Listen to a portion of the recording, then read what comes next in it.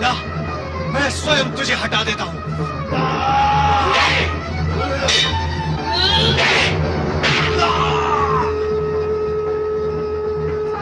मैं सृष्टि का रचनाकार ब्रह्मा, मेरी बात मानकर ये द्वार छोड़ दो, नहीं तो क्या? तो ले।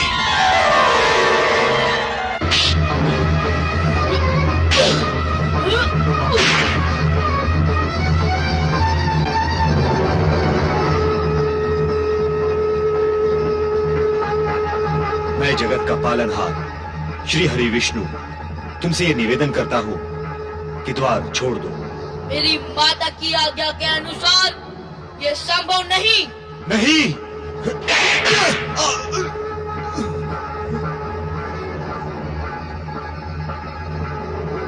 धन्य है वीर बालक, तेरा ये साहस, तेरा ये बल धन्य है।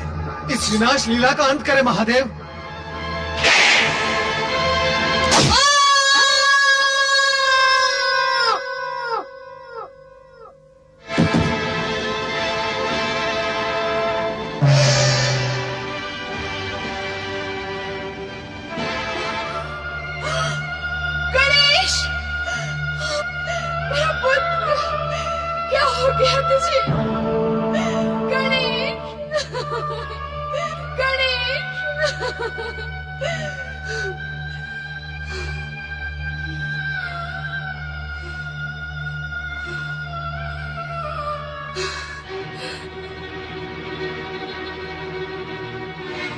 किसने किया ये दुष्कर्म? उत्तर दो। क्या अपराध किया था इस बालक ने? उत्तर दो।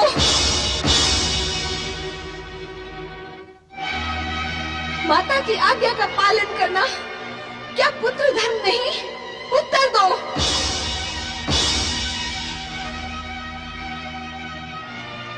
तुम सबका मौन सर्वनाश का सृजक होगा। मैं महाप्रलय मचा दूंगी। मैं अपने पुत्र के विरोधियों का सर्वनाश कर दूंगी। आयम ह्रीम क्लीम।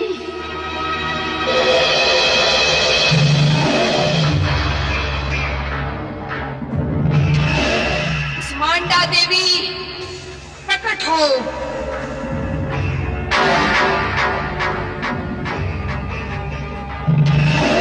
महागौरी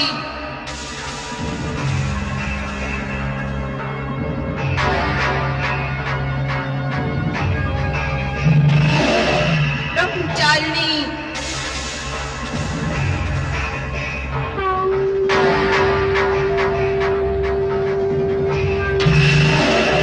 सिद्धिदात्री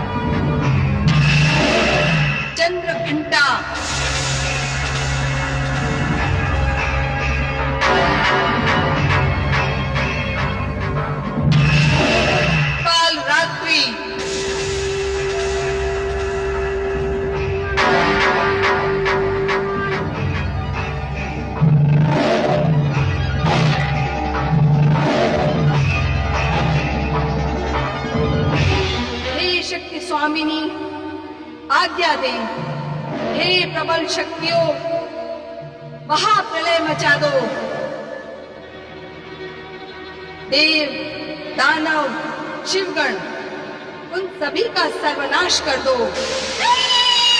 हे महाशक्ति, हे महामाया, हमें क्षमा कर दो, क्षमा कर दो। हे नौ दुर्गे, इस हाहाकार को समाप्त करो देवी, समाप्त करो, अन्यथा सृष्टि समाप्त हो जाएगी। क्षमा करो महामाया, हमें क्षमा करो। हे महाशक्ति, हे मातेश्वरी, जगत को सर्वनाश से उबारिए। हमारे अपराध क्षमा करो महामाया, हमारे अपराध क्षमा करो, हम आपके अपराधी हैं। हमें क्षमा करो महामाया, हमें क्षमा करो। क्षमा करें महाशक्ति, क्षमा करें। हम सब आपसे हाथ जोड़कर प्रार्थना करते हैं, क्षमा करें।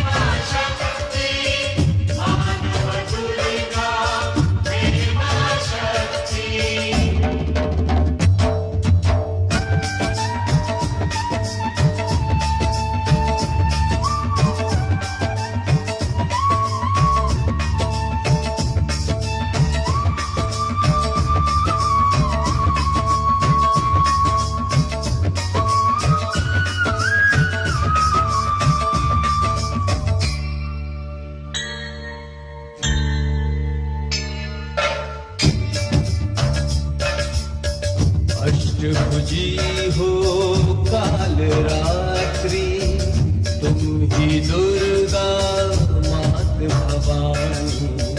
अष्टभुजी हो काल रात्रि, तुम ही दुर्गा मात भवानी। चामुंडा मां ब्रह्मचारिणी,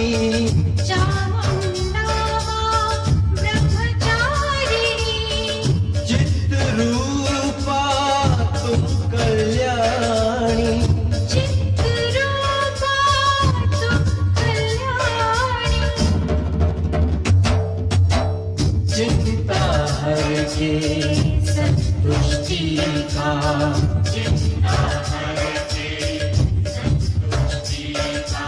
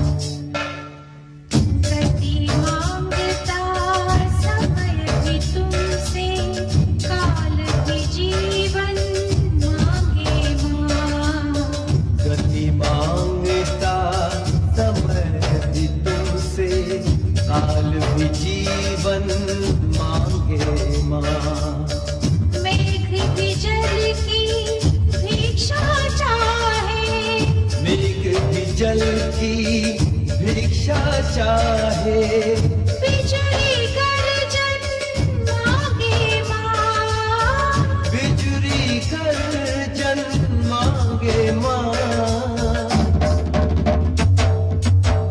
देव सवेर भी आके द्वारे,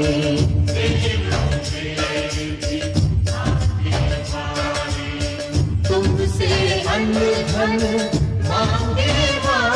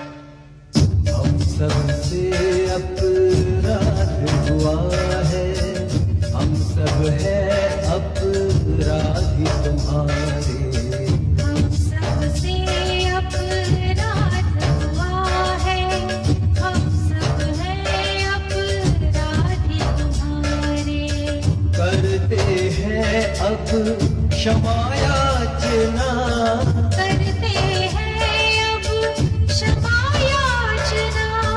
शीश झुकाए बाह पसारे, शीश झुकाए बाह पसारे। श्वासों के संग व्याकुल में,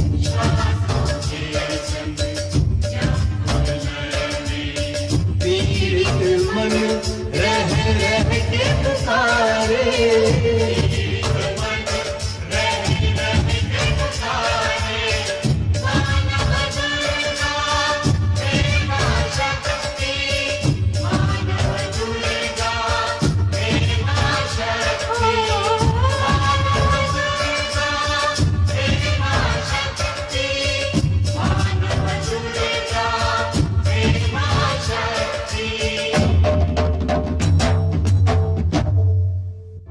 शांत हो जाए महाशक्ति।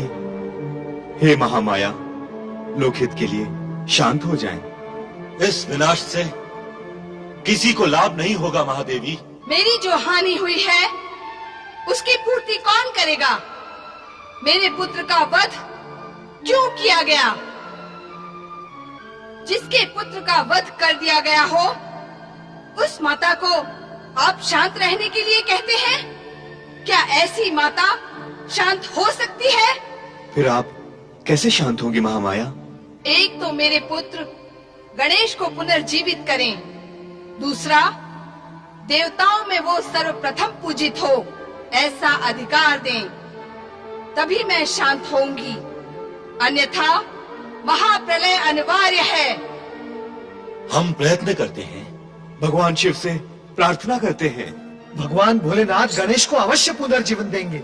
हे महाशक्ति, हे महामाया, देवताओं में वो सर्वप्रथम पूजित हो ऐसे अधिकार को भी भोलेनाथ स्वीकार कर लेंगे।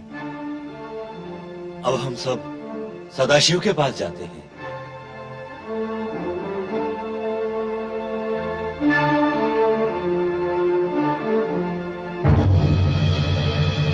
ऐं ह्रीं क्लीं।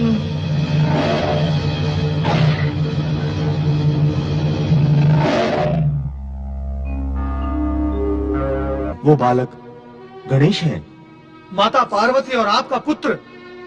उसे जीवित करना होगा देवेश्वर, अन्यथा देवी पार्वती संहार नहीं रोकेंगे प्रभु। उस उद्दंड बालक का वध करना मेरा उद्देश्य नहीं था। पर उसकी भयानक युद्ध वृत्ति का अंत करना भी आवश्यक था। मैं जानता हूं कि गणेश शक्ति रूपनी पार्वती का पुत्र है। उसे पुनर्जीवित तो होना ही है। ये शुभ कार्य आप ही करेंगे देवेश्वर। हम सभी की इच्छा है कि बालक गणेश पुनर्जीवित हो, इसलिए यह कार्य हम सब मिलकर करेंगे। आरंभ श्री हरि विष्णु करेंगे। मुझे क्या करना होगा भोलेनाथ? आपको उत्तर दिशा में जाना होगा। उस ओर जाते हुए आपको मार्ग में जो भी पहला प्राणी दिखे उसका मस्तक काट कर ले आए। किसी भी निर्दोष प्राणी का मस्तक? शेष विचार आप स्वयं कर लें। किसी भी निर्दोष प्राणी के साथ अन्याय नहीं होना चाहिए। ऐसा ही प्रयत्न करूंगा।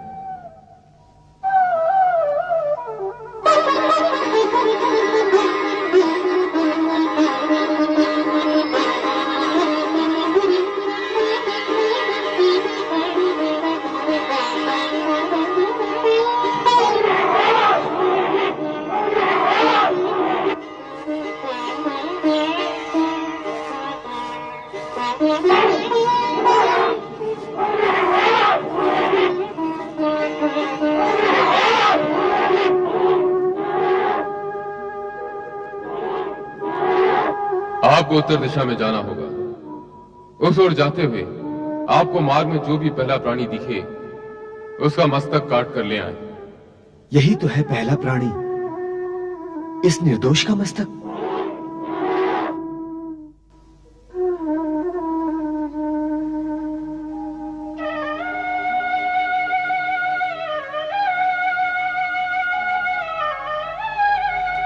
ये तो ऐरावत हाथी है। ये निर्दोष नहीं है, ये श्रापित है, जो स्वर्गलोक से पृथ्वीलोक पर पतित हुआ है। इसका मस्तक बालक गणेश के लिए उपयुक्त रहेगा।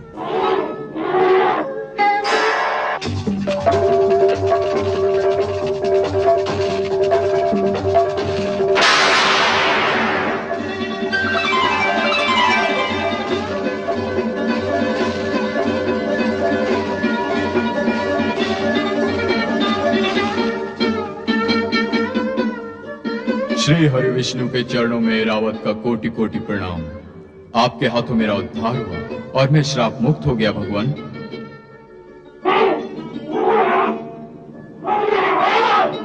तुम्हारा श्राप काल पूर्ण हो गया था ऐरावत। विधि के विधान में एक एक पल की गणना और गणित है। भगवान शिव द्वारा गणेश का मस्तक काटना और उन्हीं के आदेशानुसार मेरा उत्तर दिशा में जाकर तुम्हारा मस्तक काटना, ये संयोग मात्र नहीं है। ये सब निश्चित कार्यक्रम, काल गणना और कार्यफल के अनुसार घटित हुआ है। जाओ, स्वर्ग जाओ। आपकी कृपा से मुझे पुनः स्वर्ग में स्थान मिलेगा प्रभु। जाओ, स्वर्ग जाओ। मुझे भी कैलाश पहुंचना है।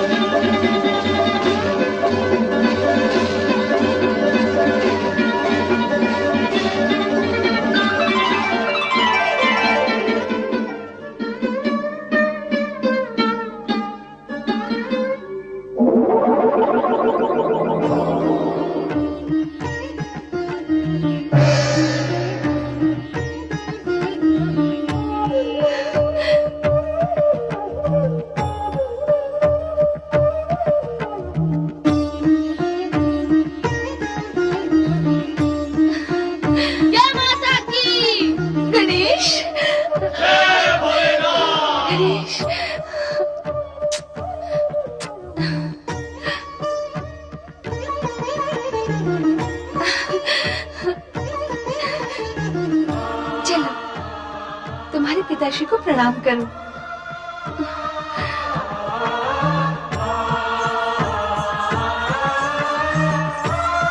प्रणाम पिताश्री। गणेश गजानन हो गए। गणेश गजानन की जय। गणेश गजानन की जय। गणेश गजानन की जय। पार्वती, तुम्हारी एक मांग तो पूर्ण हो गई, एक और शेष है। उसे भी पूर्ण कर दें स्वामी। हाँ, आज से पुत्र गजानंद गणेश की देवताओं में सर्वप्रथम पूजा होगी, ऐसा मैं अधिकार प्रदान करता हूं। गजानन गणेश की पूजा किए बिना यदि कोई किसी अन्य देवता की पूजा करता है तो वो पूजा देवताओं को स्वीकार नहीं होगी।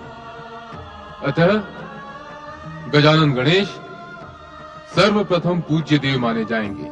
अवश्य सर्वप्रथम पूजनीय देव गणेश ही होंगे। प्रथम पूज्य देव श्री गजानन की जय हो। श्री गणेशाय नमः।